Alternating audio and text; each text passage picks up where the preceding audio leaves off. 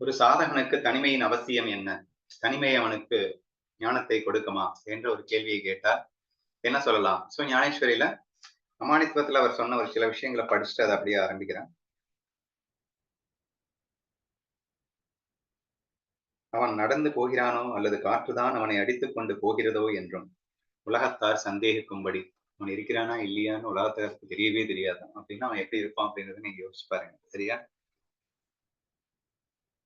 என்று உலகத்தார் சந்தேகிக்கும்படி உலகிலிருந்து வாழ்நாளை ஒழித்துவிட வேண்டும் என்று அவன் ஆசைப்பட்டவனாக அவன் இருப்பான்.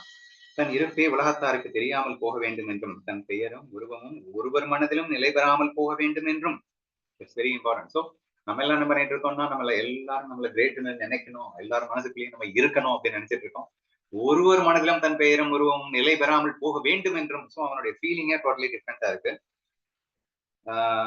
போக வேண்டும் என்றும் என்னை கண்டால் ஏதேனும் பிராணி பயப்படும் ஆகையால் நான் சதா மறைந்து கிடந்தே காலம் தள்ளுவேன் என்றும். இது என்ன சொல்லியிருக்காருன்னா, எங்க ஏடா கூடமா என் லூசு மனசால நான் பல பேரை டிஸ்டர்ப் பண்ணிடுவேணும்னு எனக்கு பயமா இருக்குடா. நான் தனியா இருக்கிறதுக்கு உங்களுக்கு நீங்க எல்லாம் மோசமானவங்க இல்ல, நீங்க எல்லாம் கெட்டவங்க அப்படின்னு நினைச்சு நான் ஒதுங்கலப்பா. நான் மோசமானவன், நான் கெட்டேன்.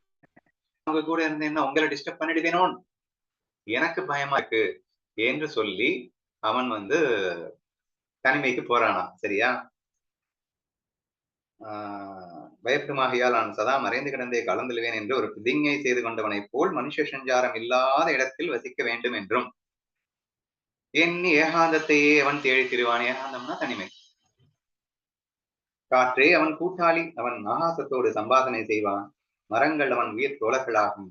இன்னும் வளர்ப்பதேன் இவ்வகை லட்சணங்களை எவனிடத்தில் பார்ப்பாயோ அவன் அமானித்துவம் படிப்பான் என்று ஒரு அமானித்துவத்துக்காக எக்ஸ்பிளைன் பண்ணும்போது இந்த மாதிரி சொல்லியிருப்பார்.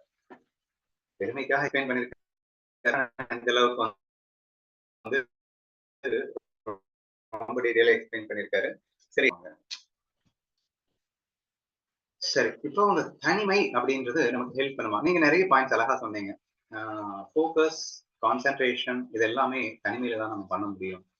இல்லைன்னா டிஸ்ட்ராக்ஷன் ஆகும், டைவர்ட் ஆகும், மைண்ட் கண்ணா பின்னா அலைந்து திரிகின்ற அந்த மனதை நாம் ஒரு போக்கில் கொண்டு போவதற்கு கண்டிப்பாக தனிமை அவசியமே. சுய ஆராய்ச்சி செய்வதற்கு தனிமை அவசியமே.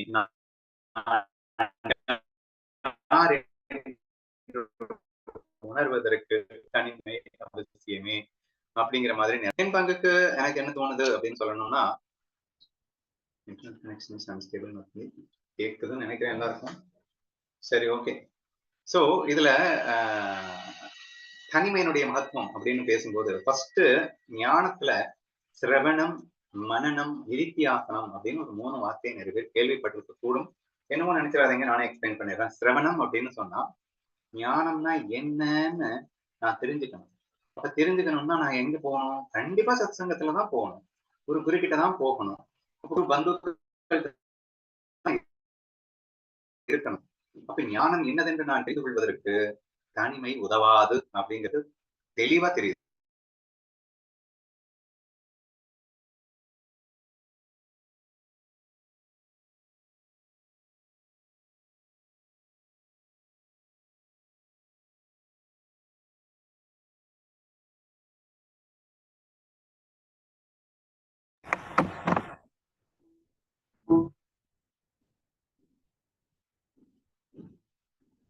பேசுறது கேக்குதா? இப்ப கேக்குது. நான் லாஸ்ட் 1 மினிட் கேட்கல. லாஸ்ட் கொஞ்சம் கேட்கல. சரி, ஓகே ஓகே. சோ சிரவணம், மனனம், நிதித்தியாசனம்ன்ற ஒரு பாயிண்ட் நான் மெயினா மென்ஷன் பண்ண கொண்டு வந்தேன். சிரவணம் அப்படின்னு சொன்னா ஞானம் என்றால் என்ன என்று காதால் கேட்பதற்கு சிரவணம்னு பேரு. அப்ப இதை நான் சொல்லும் போதே குவைட் நேச்சுரலி தனிமை இதுக்கு உதவாதுன்றது ரொம்ப ஈஸியா எல்லாருக்குமே புரிஞ்சிருக்கும் இல்லையா?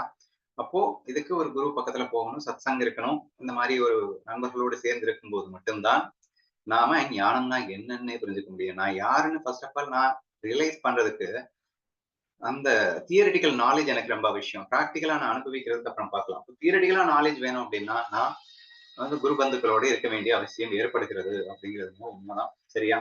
இப்ப நெக்ஸ்ட் 2 பாயிண்ட் இருக்கு இல்லையா? மனனம், நிதித்தியாசனம் அப்படிங்கிற 2 பாயிண்ட். அப்ப மனனம்னா என்னன்னா, கற்றுக்கொண்ட அந்த விஷயங்களை நான் புரிஞ்சுக்கணும். புரிஞ்சுக்கணும் அப்படிங்கிறதுக்கு என்ன வேணும் அப்படின்னா, அனுபவங்கள் வேணும் இல்லைங்க. அனுபவம் இல்லாம எப்படிங்க புரிஞ்சுப்பீங்க நீங்க? அப்ப கூட்டத்துல இருந்து எல்லாரும் அனுபவிச்சுட்டே இருந்தா தானே நம்ம வந்து தெரிஞ்சுக்க முடியும் அப்படின்னா, மனநத்துக்கு அனுபவம் அப்படிங்கிறது ஜென்ம ஜென்மாந்திரமான அனுபவம் நமக்குள்ள இருக்குங்க. இன்னைக்கு நேத்தாங்க நம்ம அனுபவம் பிறந்திருக்கோம். பிறந்ததுல இருந்து இன்று வரைக்கும் உனது அனுபவங்களை எல்லாம் எடுத்து முன்னாடி வச்சுக்கிட்டு இருக்கிற குரு சொன்ன அந்த சிரவணத்தை எடுத்து முன்னாடி வச்சுக்கிட்டு உன் அனுபவங்களை பிரித்து பிரித்து மேய்ந்து குரு சொல்வது உண்மையா இல்லையா என்று ஆய்வு செய்வதற்கு தனிமை அல்லவா அவசியப்படுகிறது. நீங்க கூட்டத்துல உட்கார்ந்துகிட்டு எப்படி உங்களை நீங்க ஆராய்ச்சி பண்ண முடியும்? சோ அந்த தனிமை என்பது என்னுடைய மனன சக்திக்கு மிகப்பெரிய அளவிலே உதவி செய்கின்றது. எந்த டிஸ்ட்ராக்ஷனும் இருக்காது, எந்த டைவர்ஷனும் போகாது.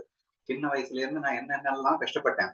ஆமா, குரு சொன்ன மாதிரி நான் எங்கெங்கெல்லாம் வெறுப்புல இருக்கிறேனோ அங்கங்கெல்லாம் கஷ்டப்பட்டுட்டு இருக்கேன். எங்கெங்கெல்லாம் ஈகோல இருந்தேனோ அங்கெல்லாம் சேர்த்து சொந்தமாயிட்டு இருக்கேன். அப்ப நான் சுகப்பட்டேனே, அது சுகம் அல்ல. அது சுகம் போல் மாய பிம்பத்தை ஏற்படுத்தி என் படு குழியில் பாதாளத்தில் தள்ளிய ஒரு மோசமான அகங்கார சுகம்தான் அது. அப்ப அதுவும் சுகம் அல்ல. இப்ப விஷயத்துல சுகமே இல்லைன்னு சொல்றாரு, அது உண்மையா? ஏன் இது இத்தனை வருஷமா நீ அனுபவிச்ச அனுபவத்துல இருந்து உன்னால கண்டுபிடிக்க முடியாதா? அப்படி நீங்கள் கண்டுபிடிக்க முயற்சித்து நீங்கள் உங்களை மனன சக்தியை கொண்டு நீங்கள் யார் என்று புரிந்து கொள்வதற்கும் சரி, அடுத்து அதுவாகவே நீங்கள் மாறுவதற்கும் சரி. விதித்தியாசனம்ங்கிறது வேற ஒண்ணும் இல்ல.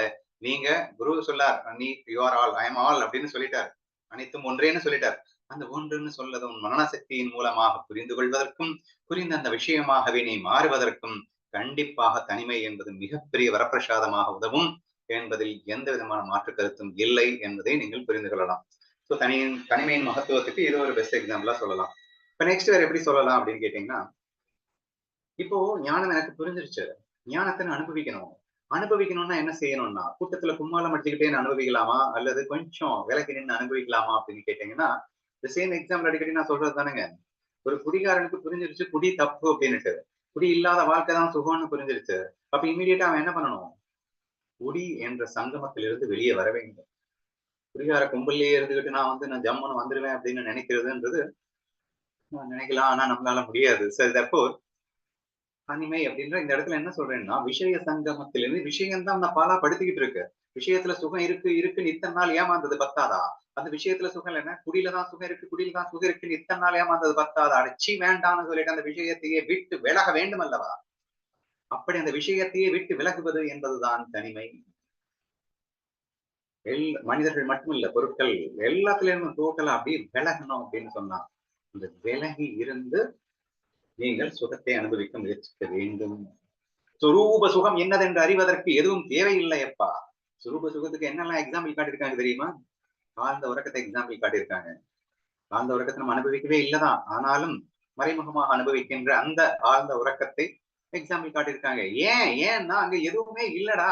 எதுவுமே இல்லாத இடத்துல சுகம் இருக்குடான்னு சுட்டி காட்டுறதுக்காக சொன்னாங்க அப்படின்னா, அப்ப எதுவுமே இல்லாத இடத்துல இருந்து நான் அனுபவிக்கக்கூடிய ஒரு சுகம்தான் என் சுரூப சுகமாக இருக்க முடியும் என்று புரிந்து கொள்வதற்கு தனிமை அவசியம் அல்லவா? என்ற ஆங்கிள் இருந்து நீங்க பார்த்தா கூட கண்டிப்பா தனிமையின் மகத்துவம் உங்களுக்கு புரிந்திருக்கும் நினைக்கின்றேன். அப்கோர்ஸ் அதுக்கு அப்புறம் உங்களுக்கு தில் இருந்தா வாங்க. நம்ம அடிக்கடி நம்ம சொல்றது என்னன்னா, நீ சொரூப சுகத்தை அனுபவிச்சு அதுக்கப்புறம் நீ மாயை அனுபவிக்க போடாவ நான் வேணாங்கல. வேதாரி அணுவாய் அப்படின்னு சொல்லிட்டு 2 விதமாக வேதம் பிரித்து பிரித்து காட்டுகின்றது. மாயை இல்லவே இல்லை என்று புரிய வைக்கின்றது ஒரு மெத்தட். மாயை பொய்யாக இருக்கு என்று சொல்ல வருகிறது இன்னொரு மெத்தட். மாயை இல்லவே இல்லை என்ற ஒரு நிலையில் இருந்து உன் சொரூப சுகத்தை அனுபவித்து விட்டு பிறகு நீ மாயை இருக்கு, அதாவது பொய்யா இருக்குன்னு சொல்லிட்டு நீ மாயையில இருந்தா உன் சொரூப சுகத்தையே மாயையில் வெளிப்படுத்தி மகிழ்வாய். மாறாக மாயை எந்த சுகத்தையும் துக்கத்தையும் கொடுக்காது என்ற தெளிவோடு புரிதலோடு, அது ஒரு ஜடம் என்ற புரிதலோடு, ஆனால் உன் சொரூப சுகத்தை வெளிப்படுத்தி மகிழும் திறமை அப்போதுதான் உனக்கு வரும் என்று புரிகிறதா? So therefore, initially of course நமக்கு இந்த ஞானத்தை தெரிஞ்சுக்கிறதுக்கு புரிஞ்சுக்கிறதுக்கு கண்டிப்பா தேவைதான். இவை எல்லாம் அனைத்தும் தெரிந்து புரிந்து விட்ட பிறகு தனிமையின் மகத்துவம் மிகப்பெரிய அளவிலே நமக்கு உதவிகரமாக இருக்கும் என்பதை புரிந்து கொள்ள முயற்சி செய்கின்றது. ஞானேஸ்வரியில சொல்லியிருப்பாரு, எவ்வளவோ பிராக்டிஸ் பண்ணி நல்லாவே முன்னுக்கு வந்துட்டு இருப்பானா. கடைசியில நல்லா டெவலப் ஆனதுக்கு அப்புறம் அவனை அண்டி 4 சிஷ்ய பிள்ளைகள் வந்து நீங்கள் தான் என் குரு குரு அப்படின்னு சொன்ன உடனே அந்த அவருக்கு சிஷ்யர்களின் மேல் பற்று வந்து கடைசியில காணாம போயிடுவானாம். சரியா? இப்படி ஒரு பக்குவம் அடைந்த மனிதர்களை கூட பிடித்து கீழே தள்ளிவிடக்கூடிய அளவிலே இருக்கின்றது இந்த விஷய சுகம் என்பதை புரிந்து கொள்ளுங்கள். ஆதலால் விஷய சங்கமத்தை விட்டு முழுவதுமாக எப்போது நீ பேரானந்தத்தில் கிடைக்கின்றாயோ அப்போதுதான் விஷய சங்கமத்தில் இருந்து கொண்டு நீ பிராக்டிஸ் பண்ணக்கூடிய வல்லமை உனக்கு வரும் என்ற அடிப்படையில் பார்க்கும் போதும் கூட தனிமையின் மகத்துவம் எந்த அளவிற்கு முக்கியம் என்பதை உங்களுக்கு விளங்கி இருக்கும் என்று நான் புரிய வைக்க விரும்புகின்றேன். சரியா? ஒண்ணு. ரெண்டாவது, இப்போ ஞானம் என்ன சொல்லுது? எதுவுமே தேவையில்லை சந்தோஷமா நான் வாழ்றது. தட் இஸ் இம்பார்ட்டன்ட் பாயிண்ட் இல்லையா? எதுவுமே இல்லைனாலும் நான் சந்தோஷமா வாழணும். அதுதான் ஞானம் இல்லையா? அந்த ஞானத்தை நான் கூட்டத்தில் இருந்து கொண்டு பயிலும் போது அது வந்து செகண்ட், அதாவது பெரிய கிரேட் வேணா சொல்லிக்கலாம் நான். சரியா? அந்த தனிமையில இருந்து உங்கள் பிராக்டிஸ்ல ஜெயிச்சிட்டீங்கன்னா அதுக்கப்புறம் நீங்க கூட்டத்துக்குள்ள வந்துட்டு நீங்க 1000 அதான் சொல்லியிருப்பாரு, 100 பிராஸ்டியூட்டுக்கு மத்தியில ஒருத்தர் வந்து பத்னியா வாழ முடியும்னு சொல்லியிருப்பாரு ஞானதேவர் அவங்க அப்பாவுக்கு எக்ஸ்பிளைன் பண்ணும்போது. சோ எத்தனை விஷயங்கள் இருந்தாலும் நாம் அந்த விஷயத்துல அடிக்ட் ஆகாம அந்த விஷயத்தை புசித்துக் கொண்டிருந்தாலும் கூட நீ அடிக்ட் ஆகாமல் வாழ முடியும்னு எல்லாம் வந்து சொல்லியிருக்காரு. நான் இல்லைன்னு சொல்லல. சரியா? பட் இவைகள் எல்லாம் முதலில் தனிமை என்ற விஷயத்திற்குள் சென்று என் சொரூபத்தை பார்த்து புரிந்து அனுபவித்து பிறகல்லவோ சோதிக்க வேண்டிய விஷயங்களாக இருக்கின்றன. ஆதலால் நான் என்னுடைய ஆன்சர் என்ன சொல்லலாம்னு நினைக்கிறேன்னா, பிகினிங்ல தனிமை உதவாது. ஞானத்தை கற்றுக்கொள்வதற்கு கண்டிப்பா நீங்க குரு பந்துக்கள் அனைவரும் வேண்டும் தான். ஒன்ஸ் அதை ரிசீவ் பண்ணதுக்கு அப்புறம் உங்கள் பிராக்டிஸுக்கு கண்டிப்பா தனிமை மிகப்பெரிய அளவுல ஹெல்ப் பண்ணும் அப்படின்னு தான் நினைக்கிறேன். இங்க 2 வகையான பிராக்டிஸ் இருக்குங்க. ஒரு பிராக்டிஸ் தான் நம்ம தனிமை அப்படிங்கிறதுல பேச முடியும். இன்னொரு பிராக்டிஸ் தனிமையில இருந்து பண்ண முடியாது. 2 வகையான பிராக்டிஸ் என்னது? ஒரு பிராக்டிஸ் பிடிக்காததையெல்லாம் அனுபவிச்சு என்னுடைய வெறுப்பை தூக்கணும். பிடிச்சதையெல்லாம் விலகி விலகி என்னுடைய விருப்ப தூக்கணும் அப்படிங்கிற மாதிரி வரும். இப்ப நம்ம சொல்ற தனிமை அப்படிங்கிறது எதுக்கு உதவுது அப்படின்னா, நீ விருப்பங்கள், அடிக்ஷன்ஸ், எந்த அடிக்ஷனும் உன்னை தொட முடியாது. நீ தனிமையில சுகம் காணும் அந்த வல்லமையை நீ பெற்றுக்கொள்ளும் போது என்ன ஆகும்னா, அடிக்ஷன், எந்த அடிக்ஷனுமே உன்னை தொட முடியாம போயிடும் அப்படிங்கிறத நீங்க புரிஞ்சுக்கோங்க. 2வது, வெறுப்பு தான் வெறுப்பா மாறும். எப்ப நீ அடிக்ஷனே டோட்டலா தூக்கிட்டியோ, வெறுப்பும் மேல் இருக்க வழியே இல்லாமல் இருக்கும் என்பதையும் புரிந்து கொள்ளுங்கள். நம்ம என்ன சொல்லியிருப்போம் அப்படின்னா, வெறுப்பான விஷயங்கள்னா உனக்கு வந்து ஒரு விஷயம் பிடிக்காதுன்னா அதை பண்ணு. இருட்டு எனக்கு பிடிக்காது அப்படின்னா இருட்டுக்குள்ள போ, போயிட்டு அந்த பயத்தை தூக்கு என்று சொல்வதற்காக பிடிக்காத விஷயங்களை நீ அதில் சென்று நீ அதை வென்று காட்ட வேண்டும் அப்படின்னு நம்ம சொல்லியிருக்கிறது என்னவோ உண்மைதான். But this is not our today's topic அப்படிங்கிறதுனால அதை விட்டுருங்க. ஸோ தனிமை என்பது அடிக்ஷனை தூக்குவதற்கு மிகப்பெரிய ஆயுதமாக இருக்கும். விலகித்தான் நாம் அதில் இருந்த பற்றை நாம் டோட்டலாக தூக்க முடியும். இது செகண்ட் ஸ்டேஜா வச்சுக்கோங்க. தேர்ட் ஸ்டேஜ் வேணா வாங்க. முதிர்ந்த பக்குவ நிலையில் கிருஷ்ணா மாதிரி ஆயிருங்க. அவன் பல ஆயிரம் கோபிகள் கூட அவன் வாழ்ந்தாலும் கூட அவன் துளியும் கரைபடைந்தவனாக மாற முடியாது. சோ அந்த அளவுக்கு பக்குவப்படைத்த ஒரு ஆன்மாவாக நீங்கள் மாறி மீண்டும் நீங்க அதுக்கப்புறம் வந்து தனிமைங்கிறது உங்களுக்கு அந்த ப்ராசஸ் வரைக்கும் ஹெல்ப் பண்ணி உங்களை ஞானி ஆக்கிடுச்சு அப்படின்னு சொன்னா அதுக்கப்புறம் நீங்க வந்து தனிமையாவது கூட்டமாவது எல்லாமே உங்களுக்கு ஒன்னா தெரிய போகுது. ஆத்மஸ்வரூபமா பார்க்க போறீங்க. சோ அந்த ஸ்டேஜ்ல again you can be anywhere அப்படிங்கறத நீங்க புரிஞ்சுக்கலாம். சோ இன் பிட்வீன்ல தனிமை ஒவ்வொருவருக்குமே ஒரு காலகட்டத்துல அவசியமானதே என்று புரிந்து கொள்ள வேண்டும் என்பதே என்னுடைய பதில்.